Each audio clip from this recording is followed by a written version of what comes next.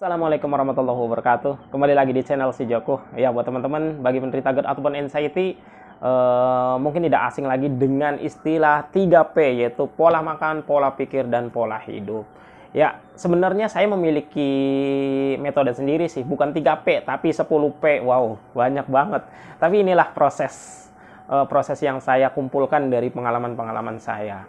Teman-teman bisa cek di 10P ini di channel Puspita Miao di sebelah. Di sana ada rinciannya. Nah, istilah 3P ini memang salah satu standar ya bagi seseorang yang ingin sembuh dari GERD ataupun anxiety. Ini sangat bagus sebenarnya 3P, cuman saya menambahkan 10P karena ini penting banget, karena untuk menyeimbangkan semuanya gitu loh. Ibarat kita itu harus diinstal ulang gitu loh.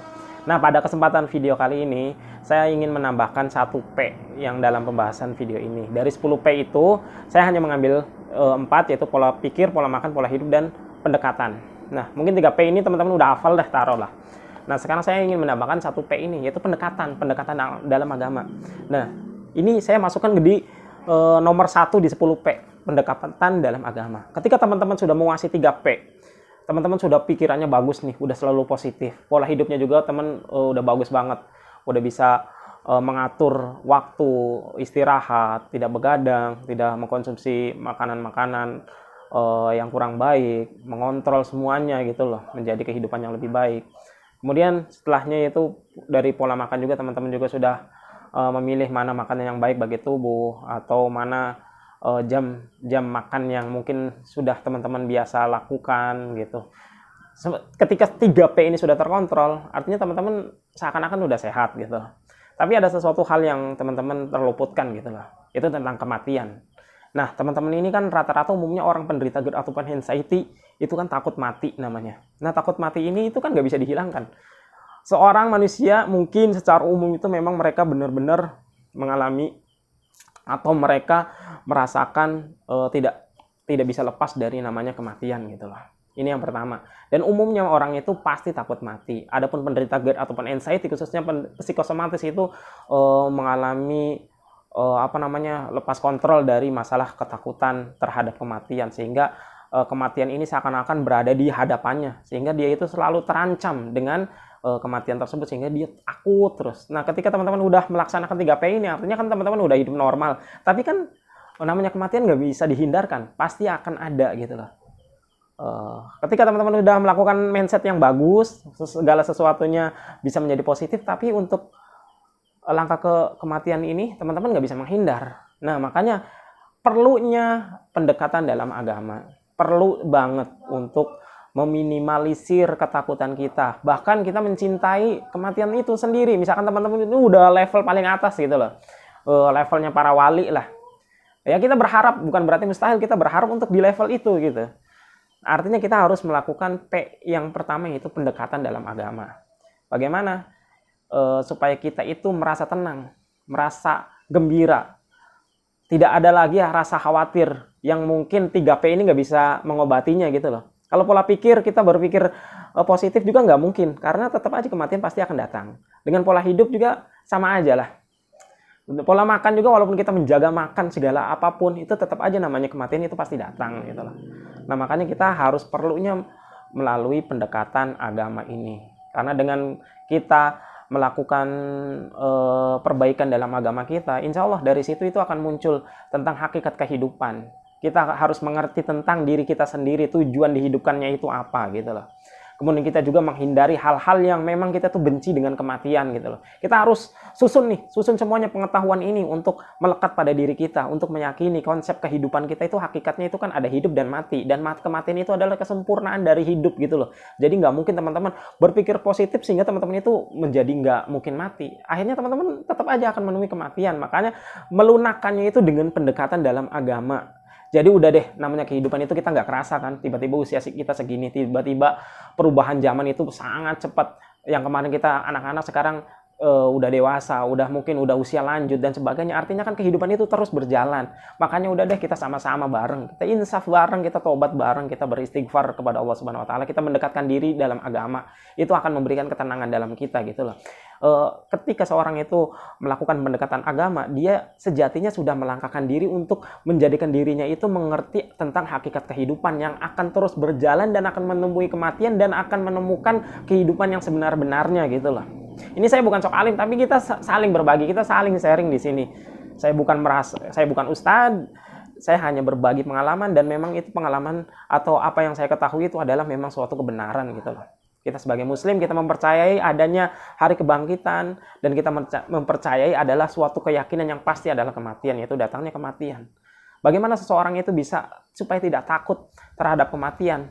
Yaitu kita harus tahu dulu kuncinya itu adalah tauhid. Yaitu kuncinya itu adalah kita mengesahkan Allah. Kita mensatukan Allah saja di dalam hati kita. Bagaimana munculnya itu harus dengan belajar. Teman-teman bisa datangi ustadz teman-teman, atau mendatangi guru, atau siapapun itu yang mengerti tentang ilmu tauhid ini. Karena ketika seseorang itu merealisasikan ketauhidannya, mengesahkan Allah, akhirnya dia itu akan muncul cinta. Kenapa? Karena di dalam ilmu tauhid itu kita akan memperkenalkan diri kita sebagai orang hamba. Itu akan memperkenalkannya dalam dalam dalil-dalil yang menjelaskan tentang keesaan Allah, tentang tauhidullah, tentang kemakrifatan Allah. Kita akan mengenal tentang Allah Subhanahu wa taala, tentang Tuhan kita gitu loh.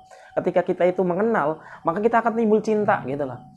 Nah, ketika seseorang itu sudah cinta, level cinta kepada Allah, maka yang ingin dijadikan seseorang yang jatuh cinta itu apa? Yaitu bertemu.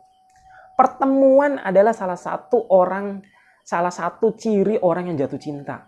Ketika teman-teman mencintai seseorang, maka teman-teman pasti akan berupaya bagaimana untuk bisa menemui orang yang dicintai. Maka tidaklah seseorang itu menemui orang yang dicintai kecuali dia itu harus berjalan menemuinya. Nah, tidaklah kita ketika kita mencintai Allah Subhanahu wa taala melainkan harus bertemu dengan kematian. Maka bagi para wali, mereka itu tidak takut dengan kematian, justru mereka itu amat gembira dengan datangnya suatu kematian. Karena dengan datangnya kematian ini adalah jembatan untuk menemui sesuatu zat yang ia cintai, yaitu Allah. Maka dari sini teman-teman itu nggak akan ada khawatir lagi dan menghindari hal-hal yang mungkin takut dari kematian. Contohnya apa saja? Yaitu mencintai berlebihan tentang dunia. Mencintai berlebihan tentang apa-apa yang saat ini kita jalankan. Kenapa? Ketika teman-teman suka jalan-jalan, suka makan-makan, suka nongkrong-nongkrong, itu terus-terusan itu akan menjadikan diri kita itu lebih mencintai dunia dan enggan untuk berpindah dari dunia, hingga akhirnya teman-teman itu takut sekali dengan kematian. Maka obatnya adalah tahan. Sebagaimana para ulama zaman dulu itu menghindari makan makanan yang enak. Kenapa? Ketika seorang senantiasa makan makanan yang enak, jadi seakan-akan dunia itu indah. Maka di hatinya itu menjadikan dunia ini adalah tempat yang sesungguhnya baginya. Tempat keindahan. Tempat ya seakan-akan itu adalah suatu hakikat kehidupan. Mengenai tontonan, makanan, jalan-jalan, semuanya akan merasa indah kita menjalani hidup ini. Akhirnya dia itu semakin mencintai dunia, akhirnya dia itu takut meninggalkan dunia. Bukan berarti nggak boleh. Boleh makan enak, boleh jalan-jalan, boleh. Dan segala melakukan sesuatu apapun di dunia ini boleh, sampai ada dalil yang melarang. Semuanya mubah, cuman jangan berlebihan. Karena kalau kita berlebihan dalam masalah dunia pun akan timbul kita cenderung untuk mencintai dunia sangat gitu. Akhirnya kita untuk lepas untuk meninggalkan dunia itu berat. Makanya timbulkan rasa cinta itu kepada Allah. Caranya gimana? Yaitu dengan belajar. Kita belajar dengan mengetahui sifat-sifat Allah, mengetahui nama-nama Allah. Kita bayangkan, kita itu begitu mencintai orang tua. Kita begitu mencintai orang tua kita. Kenapa? Karena kita itu mengenal orang tua itu telah memberikan segalanya untuk kita. Tapi bayangkan, sejatinya Allah Subhanahu wa taala itu lebih sayang daripada orang tua kita kepada kita. Allah telah memberikan orang tua, kehadiran orang tua aja itu adalah didasari dari takdir Allah. Dan Allah Subhanahu wa taala itu lebih mencintai daripada orang tua kita intinya. Nah, bagaimana coba bayangkan, kita aja mencintai orang tua kita itu sangat. Apalagi ketika Allah Subhanahu wa taala ini lebih cinta daripada orang tua kita kepada kita. Maka yang lebih berhak dicintai, yang paling utama sejatinya adalah Allah. Ketika teman-teman itu sudah muncul perasaan cinta ini, maka teman-teman itu tidak ada kekhawatiran kehidupan di dunia ini. Nggak ada khawatir, nggak akan ada cemas. Ketika teman-teman sudah merealisasikan hakikat ubudiyah, udah kita fokusnya udahlah ibadah aja, karena itulah yang diperintahkan oleh Allah untuk kita semua, yaitu untuk beribadah. Hidup kita itu cuma untuk ibadah. Cuman itu tok sebenarnya sih. Sisanya ya udah melakukan hal-hal yang mubah sampai kita itu bertemu dengan Allah. Ya ini sih satu tip aja lah untuk tambahan buat pengetahuan teman-teman. Syukur-syukur teman-teman bisa sama-sama merealisasikan. Dan saya juga bisa merealisasikan apa yang saya ucapkan khususnya ya teman-teman. Tapi itu adalah salah satu tips buat teman-teman untuk melangkah menjadi pribadi yang lebih baik, banyak belajar lagi, dan pastikan kehidupan kita ya tentunya bukan hanya di sini gitu lah. Oke, terima kasih. Semoga bermanfaat. Nah, insya Allah saya akan memberikan tips lainnya. Barakallahu fikum. Assalamualaikum warahmatullahi wabarakatuh.